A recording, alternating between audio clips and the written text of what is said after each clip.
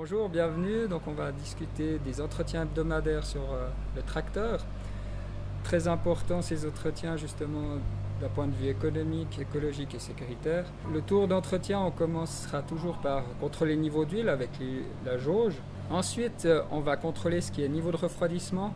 En général, le vase d'expansion se trouve au-dessus des radiateurs. C'est assez facile à avoir le niveau minimal qu'il faut avoir. Une chose aussi importante, c'est nettoyer les grilles de ventilation pour qu'il y ait toujours un bon refroidissement du véhicule. Attention avec la soufflette, ne pas aller trop près des ailettes des radiateurs parce qu'on les plie et puis on aura l'effet inverse sur un véhicule. Après ceci, on fait un contrôle général des fuites du moteur, contrôler s'il y a des fuites d'huile.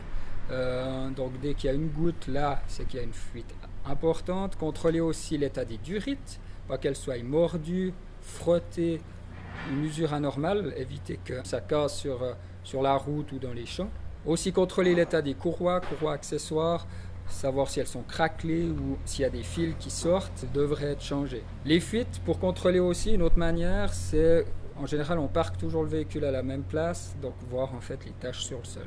Après, on a tout ce qui est niveau d'huile hydraulique à contrôler. En général, les réservoirs se trouvent sous l'échelle pour atteindre la cabine du tracteur. Il faut purger aussi les réservoirs d'air pour les véhicules qui sont équipés de freins pneumatiques. On tire sur la goupille et on attend 2 secondes, évacuer l'eau, l'humidité qu'il y aurait à l'intérieur.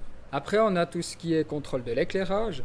Donc si tout d'un coup un feu ne fonctionnerait pas, ça peut être une ampoule, ça peut être aussi un fusible. Un des derniers points, c'est le contrôle du graissage des parties mobiles, ça peut être relevage, etc. On trouve les points spécifiques sur vos manuels techniques que vous avez avec le véhicule.